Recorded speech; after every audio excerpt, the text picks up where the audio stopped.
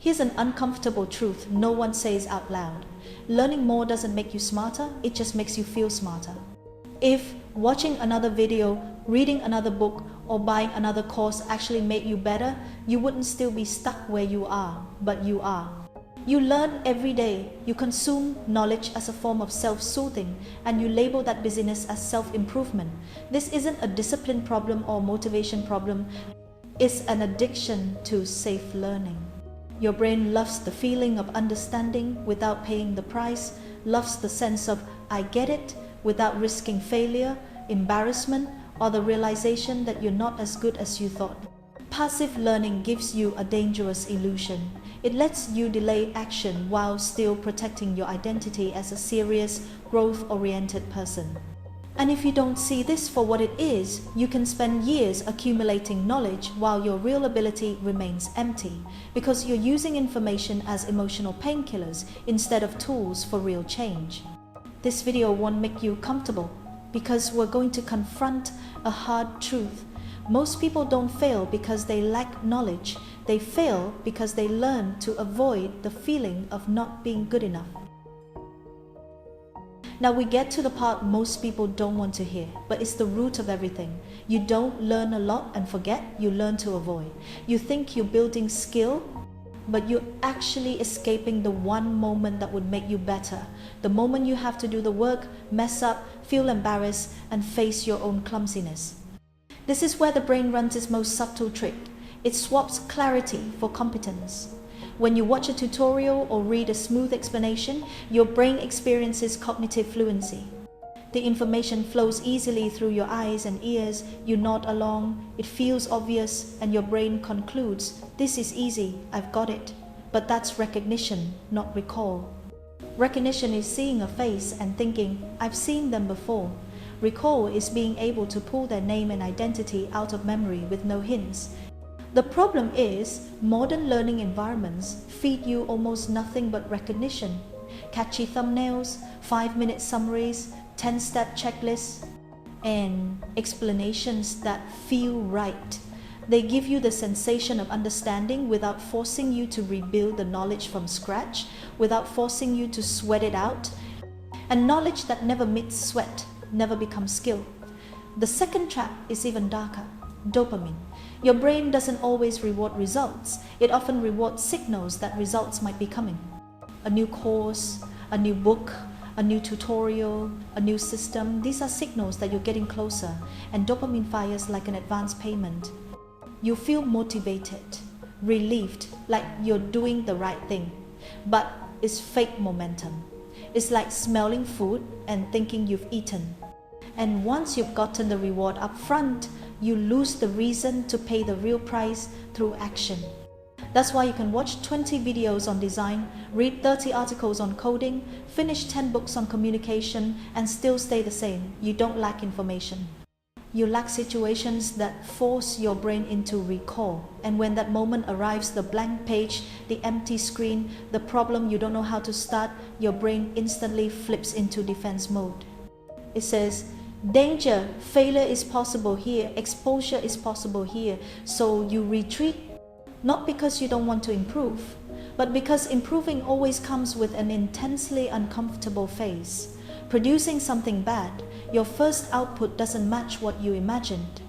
That gap is a punch to the ego, and the ego hates being punched. So you run back to safety, one more video, one more article, one more page of notes, one more perfect learning plan. All of it has one thing in common. It gives you control without forcing you to get hurt. Here's the blunt truth. A lot of people are addicted to learning, not because they love knowledge, but because it protects the image of themselves as someone with potential. Because as long as you're still learning, you can believe you're great, you just haven't had the time to show it yet. The moment you do the work, you lose your hiding place, the result speaks for you. And if the result is bad, it shatters the beautiful story you tell yourself. So the brain chooses the smartest way to keep you from pain. It turns learning into a stage. On that stage, you're always disciplined, always improving, always growing. Off the stage, your skill doesn't move. And here's the most controversial part. The internet doesn't just sell you knowledge, it sells you moral permission, the feeling that you're a good person because you're learning. It turns consumption into self-respect. You're not scrolling for entertainment anymore. You're scrolling self-improvement content, and suddenly you can be addicted without guilt. You call it learning, but it's still consumption. And consumption doesn't create competence. Competence is created by friction. Mistakes, fixes, getting stuck, struggling, and being bad for a while. If you want to break the loop, you have to accept a simple but brutal truth. Feeling stupid isn't a sign you're failing. It's a sign you're finally learning. The day you stop fearing the blank page, the day you stop using videos as sedatives for your ego, that's the day knowledge starts turning into real ability. And in the next part, I'll show you how to force your brain out of watch to feel safe mode and into do to change mode, using principles that are simple and ruthless enough to work. There's a truth you have to accept if you want to move forward. Your brain is not designed to make you better, it's designed to keep you safe. In the wild, trying something new, making mistakes, and looking incompetent in front of others meant danger, losing status, being rejected by the group, risking survival. The world has changed, but your brain hasn't. When you're about to do something you're not good at, your brain doesn't think this is growth, it thinks this is risk. So it activates its most subtle defense strategy. It doesn't stop you from learning. It encourages you to learn in ways that feel safe.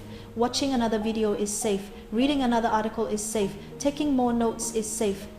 You still feel like you're progressing, but there's no evidence exposing your weakness. That's why so many people become experts at preparation and completely freeze when it's time to act. The brain replaces progress with movement. You stay busy, but you don't go anywhere. And the more intelligent you are, the more dangerous this trap becomes.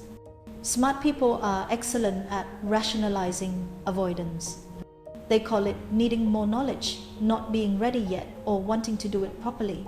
But the truth is brutal. Readiness does not exist before action. It only appears after you've done something badly many times. This is the hardest blow to the ego. Competence doesn't come from deeper understanding. It comes from being willing to feel incompetent longer than others. And here's the uncomfortable part. Most educational content on the internet unintentionally reinforces this fear. It's designed to keep you watching, not to push you into difficulty. Everything is polished, smooth, frictionless, making you believe that if you still can't do it, the problem is you, not the way you're learning. But real learning is always messy, it's slow, it's full of gaps and confusion. And if you don't deliberately step into that space, no video will push you there for you. This is the line everyone has to cross alone. Either you keep using knowledge as padding to protect your ego, or you use it as a blade to cut straight through your incompetence and grow. There is no third path. Once you accept that the brain always chooses safety over growth, the question is no longer how do I learn more efficiently, but how do I force the brain to pay a price? The only way to break this trap is to reverse the order you're used to.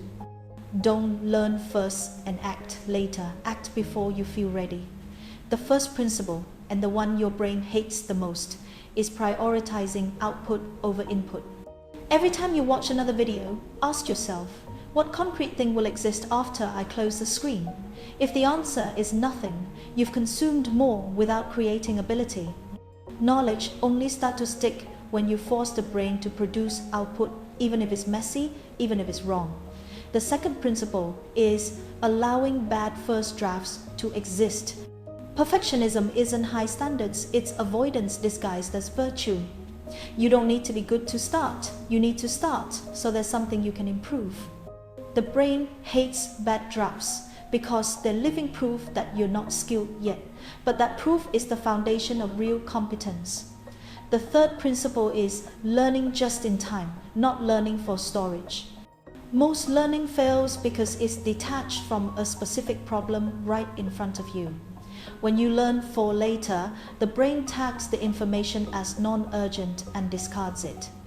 When you learn to solve a problem blocking you right now, the brain is forced to focus, recall, and connect. The fourth principle is deliberately creating friction. Don't choose the smoothest path. Choose the one that makes you think. Turn off subtitles, turn off guidance, try first and check later. Every time you get stuck and pull yourself out, the brain learns something no video can replace. And the final principle, the one almost no one follows, is stopping after learning. No scrolling, no tab switching, no cramming more input. Stillness isn't wasted time. It's where memory consolidates. Constant busyness erases what you just learned. Here's the rough truth you need to carry with you. If your learning doesn't make you uncomfortable, confused, or unsure of yourself for a while, you're probably learning the wrong way. Real ability isn't built by feeling smart. It's built by tolerating the feeling of not being good enough and continuing anyway. And the moment you stop seeking comfort in knowledge, stop using understanding to soothe your ego, that's when learning starts to carry real weight. If you feel slightly uncomfortable by now, even a bit personally attacked, that's good. It means you're listening to the right thing. Because the truth is, most people don't fail because they lack information. They fail because they use learning as a hiding place. They hide in books, videos, courses, and beautifully designed plans about a future version of themselves, instead of facing the current version that is clumsy, weak, and unfinished. Learning this way isn't dangerous, but it doesn't take you anywhere. It keeps you stuck in the state of potential, a flattering word that often just means indefinite delay. As long as you can say, "I'm still learning," you don't have to prove anything.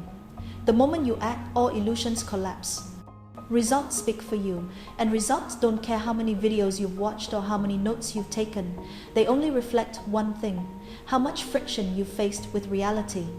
So the final question isn't what you learned today, but what you created today. Even if it was small, messy, or incomplete, those are the only real traces of skill forming.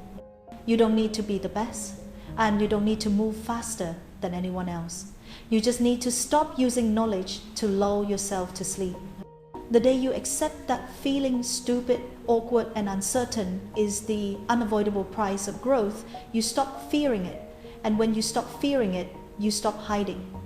Don't wait until you've learned enough to begin. That day never comes. Start while you're lacking, wrong, and imperfect.